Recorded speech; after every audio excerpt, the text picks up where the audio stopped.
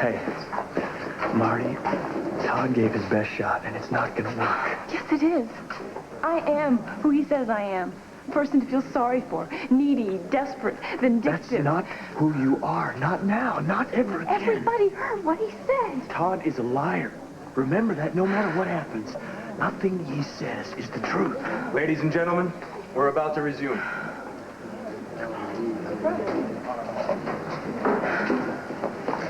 Rachel thinks that Marty doesn't have a chance now. Well, she could be right. Todd was very slick and mighty convincing. Hank, you're not giving up. All rise.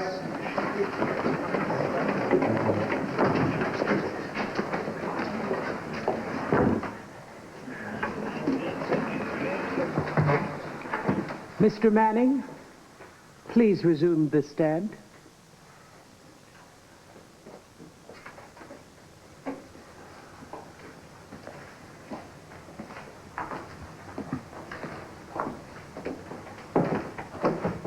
Mr. Gannon, are you ready to cross-examine?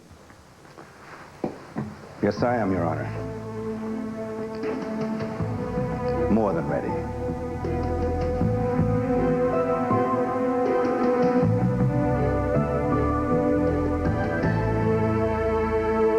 Hank, you know what you've got to do now, don't you? Since the day we came in here, I've been looking for this moment.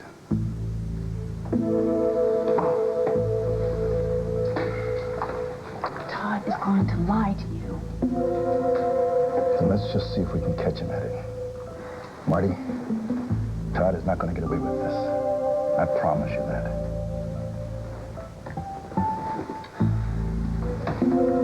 Your Honor, the Commonwealth is ready. Mr. Manning, may I remind you, you are still under oath. Yes, Your Honor. I understand. That's fine with me. I've got nothing to hide.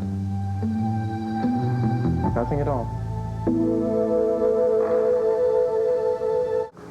Mr. Manning, you stated that your relationship with Miss Saybrook was friendly. That's right. Is that accurate? Wasn't your history with Miss Saybrook before the spring fling a series of sharp and angry clashes? No, not at all. What about the episode at Rhodey's? When you and the other two defendants tried to get her bra? Would you call the tone of that evening friendly, Mr. Manning? Sure. It was just a goof. Just a goof? A harmless fraternity prank? That's all it was. Then why did the bartender, Swade Pruitt, feel compelled to put a stop to it? I don't know. He just didn't get it. He didn't understand that we were just kidding. And do you think that Marty Saybrook was kidding when she refused to have sex with you a second time? That made you pretty angry, didn't it? Nobody likes to get shot down. Then you were angry. A little disappointed, maybe. But no big deal. How big a deal was it, Mr. Manning, when you failed your calculus exam?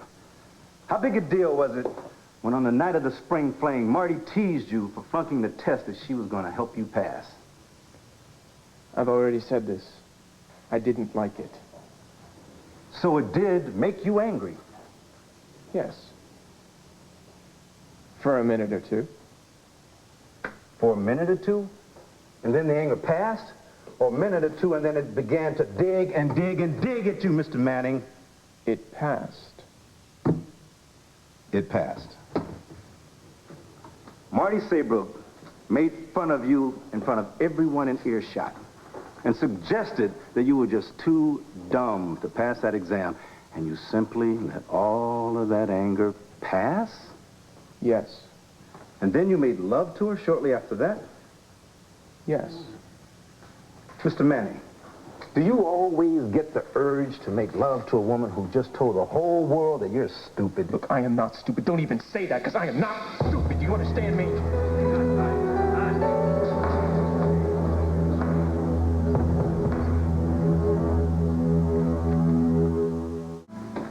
Mr. Manning, you got pretty angry just now when I told you that Marty called you stupid. And yet when it happened, it didn't faze you? I already told you. It didn't last. Besides, Marty apologized. After she had asked you and the other two defendants to join her in Kevin Buchanan's room? That's right. What did she say then? That she was sorry. She said the words, "I'm sorry." Yeah. I don't remember exactly what she said. Oh, really? Well, Mr. Manning, that strikes me as strange, considering how Marty made fun of you and how angry you were. I would think that you would have savored her apology. I mean, did she say, "Todd, I'm sorry"? Or perhaps, "Forgive me, Todd"? Did she give any explanation as to why she teased you? I already told you. I don't remember. Look, all of us had been drinking. Wait a minute. I'm even more confused now. The alcohol you had drunk made you forget Marty's apology, and yet you testified that you clearly recall her telling Powell to lock the door. And you seem crystal clear on all the other events that took place in that room. Of course I'm clear. That's exactly how it happened. And once Marty apologized, with whatever now forgotten words she used, she immediately indicated that she wanted to have sex with all three of you. Yes. Apparently there's no fuzziness about those words. Objection, Your Honor. Counsel's making statements for the benefit of the jury. Sustained. Question the witness, Mr. Gannon.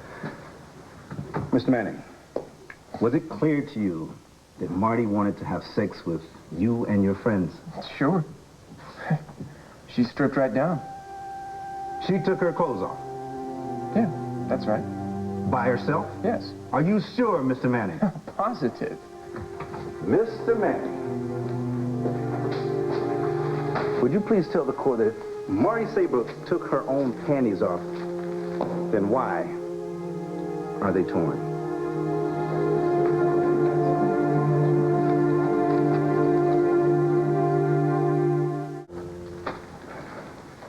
Thank you. Mr. Manning, how did Miss Saybrook's panties get torn? I have no idea. You'll have to ask her. She's the one who ripped them off. She did. She was that hot and bothered for you. You expect this court to believe that? Objection. Sustained. Mr. Gannon, please tone it down. Mr. Manning, what about this blouse? Marty wore this blouse the night of the party. It's ripped also. Did she rip this off too? Did Marty take her clothes off so fast that all the garments she was wearing ended up torn? Look, I don't know. I mean, we were all drinking, and Marty was all over us. I mean, the last thing we were thinking about was being careful. In more ways than one. Objection. Sustained. Now, Mr. Manning, you've testified to having slept with Miss Saybrook on one previous occasion. Did you use a condom during that particular encounter? Yes. Do you usually use a condom when you're engaging in sexual intercourse? Yes, I do. Did you and the other two defendants use a condom on the night in question? No. No? Well, you just said you normally do. Or wasn't that a normal situation? Look, it all happened so fast. Too fast to put on a condom? That is pretty fast. That's the way Marty is. I mean, she didn't want to wait, not even for 1 second.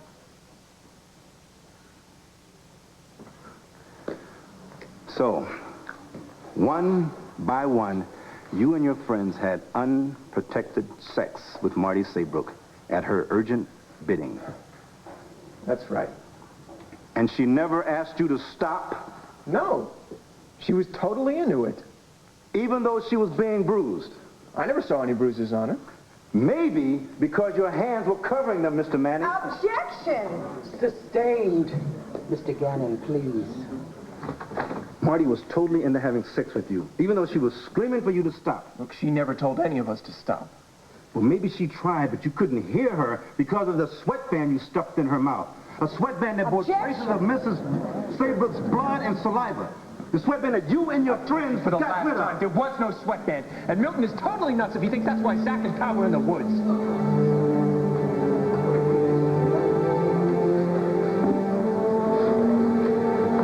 Milton Biddlecombe mentioned a fraternity ring being lost in the woods. He never said a word about a sweatband being out there. Why would you, Todd?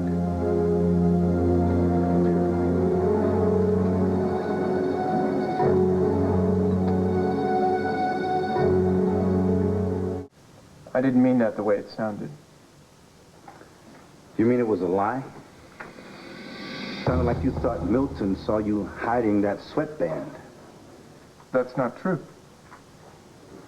You didn't worry about Milton seeing that sweatband being hidden because you had destroyed it already, didn't you? All right. You want a confession? I'll give you one. I've got sweatband on the brain. Not because there is one, but because every detective in Landview has been in my face about this from day one. Sweatband this, sweatband, sweatband. It's all I ever hear about. Is it in the Now woods? I'm all mixed up. Is it in the woods, Mr. Manning? Is that where you hid it? Objection. Your Honor, this sweatband is a potentially crucial piece of evidence. Mr. Manning himself brought up the search for it. The objection is sustained. Mr. Gannon, I will allow you to continue this line of questioning. However, please, keep your opinions regarding the veracity of the witness to yourself. Yes, Your Honor. Now, Mr. Manning, you said just now that you were mixed up. Why is that? That's your job to confuse me, right? It's my job to get to the facts of this case. Well, I'll give you a fact. There is no sweatband, and there never was. You're under oath, Mr. Manning. I know that. I'm telling you the truth. What's the truth about Marty's bruises? I don't know. She bruises easy. Her own doctor testified right here to that fact. Marty could get dinged up playing the piano. Marty's panties and her blouse didn't get torn that night from playing the piano. I don't know how that happened. I mean, maybe her clothes were ripped before she even got to the spring fling. Holy smoke. You've got an answer for everything, don't you? No, I don't have an answer for why Marty dragged me and my friends into this whole thing. We never raped her. She wanted to have sex with us. And when she got what she wanted, she never once said stop. She was enjoying it. Those are the facts. Facts, Mr. Manning?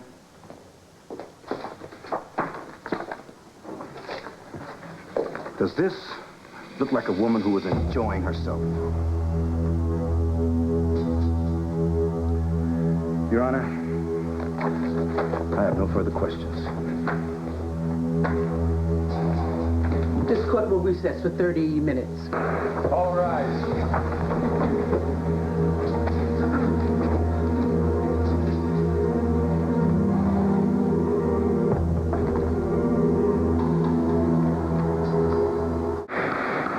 Court will come to order. Counselor, do you wish to redirect? Ms. Gannon, do you have any further questions for the witness? Yes, Your Honor, I have one question and one question only.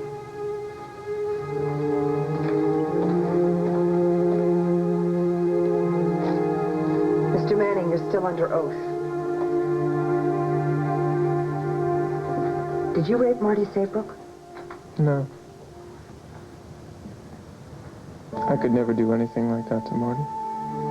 No further questions, Your Honor. The witness may step down. How can they let him get away with this? Court is adjourned until 10 o'clock tomorrow morning. All rise.